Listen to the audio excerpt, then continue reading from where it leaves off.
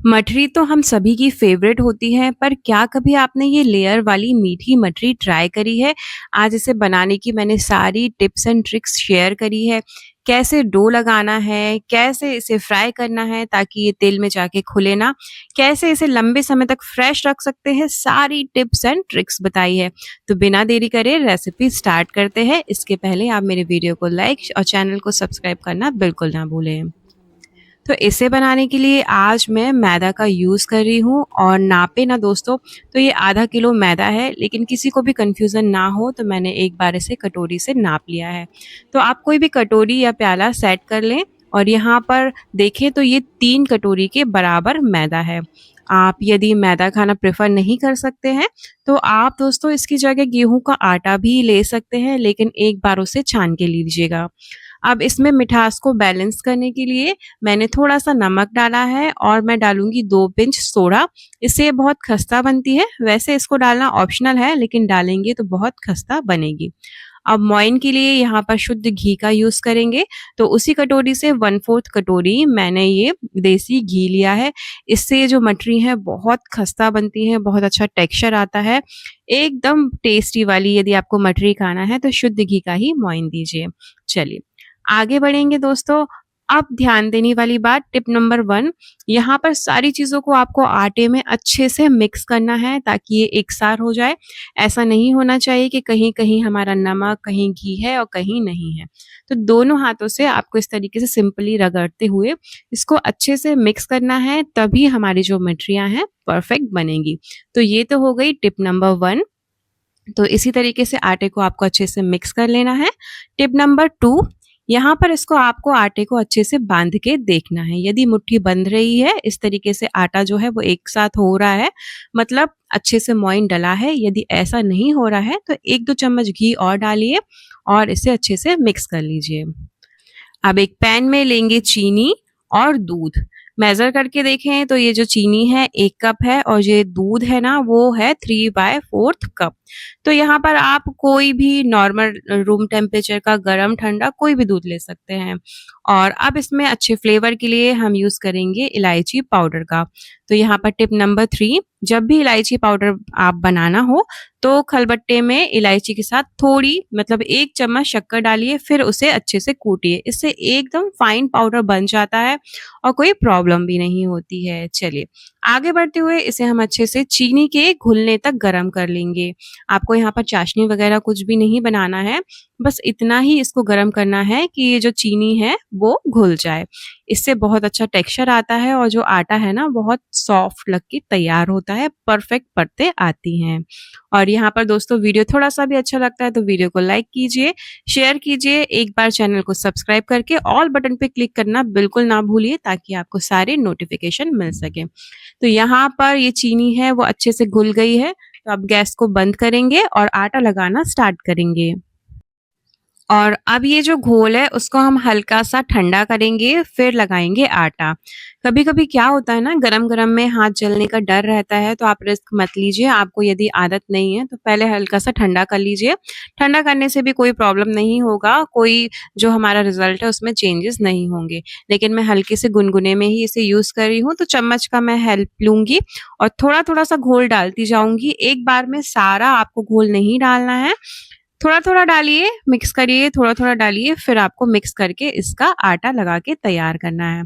और दोस्तों यहाँ पर आपको इसको गूँथना नहीं है, मतलब जिस तरीके से रोटी का आटा लगाते हैं, उतनी ज़ोर से आपको गूँथना नहीं है। बस उतना ही करना है कि सारी चीज़ें एक साथ बंधने लगें, ये अच्छे से मिक्स हो जाए। और यहाँ पर ये जो घोल था वो सारा यूज़ नहीं हुआ था दोस्तों। लास्ट में ये जो है वो 2 से 3 चम्मच हमारा घोल बच गया था। तो इसीलिए मैंने आपको ये टिप दी कि सारा जो हमारा घोल है उसको एक साथ नहीं डालना है। और यहाँ पर आपको बिल्कुल सॉफ्ट सा आटा लगा के तैयार करना है।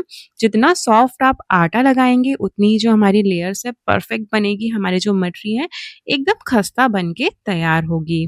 और इसे बनाने में आपको ज़रा भी कन्फ्यूज़न होता है, तो आप मुझे कभी भी कमेंट करके पूछ सकते हैं। ऐसी ही अमेज़िंग रेसिपी आप मेरे चैनल पर जाके देख सकते हैं। तो देखिए 2 से 3 चम्मच घोल बच गया है और तो आप इस बात का याद रखिए। तो यहाँ पर मैंने इसे 10 मिनट के लिए रेस्ट पर रख दिया था ताकि हमारा जो आटा है वो गल जाए। तो बस अब हम इसे बनाना स्टार्ट करेंगे। तो क्या करेंगे ना, इसे 2 पार्ट में डिवाइड कर लेंगे। अभी ये बहुत ज़्यादा बड़ा है तो 2 पार्ट में डिवाइड कर लीजिए। अब इसको हमको लंबा-लंबा बेलना है और बाकी जो बची हुई 1 लोई थी मैंने उसको ढक कर रखा है। ढक के रखेंगे तो जो हमारा आटा है वो खराब नहीं होगा। इसे लंबा-लंबा बेलना है और अब हम इसकी परत बनाएँगे। तो परत बनाने के लिए ध्यान से देखिएगा। सबसे पहले एक साइड को उठाकर बीच में फोल्ड कीजिए, फिर दूसरी साइड को उठा के पहली वाली पे फोल्ड करना है। अब अंदर की साइड फोल्ड करते हुए इसका रोल बनाएंगे। अब इसको आपको बेलना है। तो यहाँ पर ध्यान देने वाली बात दोस्तों, आप इसे स्क्वायर शेप में ही बेलने की कोशिश कीजिए, क्योंकि स्क्वायर में बेलेंगे तो बाद में जब हम इसे कट करेंगे तो बहुत ही आसानी से ये कट हो जाएगा, कुछ भी वेस्टेज नहीं होगा। और ध्यान देने वाली बात, आपको उसको थोड़ा-सा थिक ही बेलना है, पतला मत करिए, क्योंकि जो मीठी मठरी है थोड़ी-सी थिक ही होती हैं, तो आपको इसको पतला-पतला बिल्कुल भी नहीं बेलना है। अब आप इसे किसी भी चाकू की हेल्प से इस तरीके से कट कर लीजिए और स्क्वायर शेप में आपको इसको कट करना है। तो देखिए यहाँ पर जो मठरियाँ हैं ना कितनी अच्छी लग रही हैं। एक बार मैं आपको पास से इसकी लेयर भी दिखा देती हूँ कि कितनी अच्छी मठरियाँ बन के यहाँ पर तैयार हुई हैं। तो देखिए यहाँ पर अभी ये थोड़ा व्हाइट है तो शायद क्लियरली विजिबल नहीं हो रही होंगी, लेकिन जब आप इसे फ्राई करेंगे ना तो जो लेयर्स है परफेक्टली आपको दिखाई देंगी। चलिए अब इसे हम तलेंगे। तलने के लिए यहाँ पर इम्पोर्टेंट टिप्स कि ये जो तेल है बहुत ज़्यादा गर्म नहीं होना चाहिए, बस हल्का सा मीडियम हॉट हो जाए, थोड़े से बबल आने लगे तो अब हम इसे फ्राई करेंगे। तो यहाँ पर दोस्तों यदि आपको हाथों से डालते नहीं बनता है तो करछी से इस तरीके से डाल सकते हैं। बस हल्के-हल्के से बबल उठ रहे हैं, इतना ही तेल गरम करना है।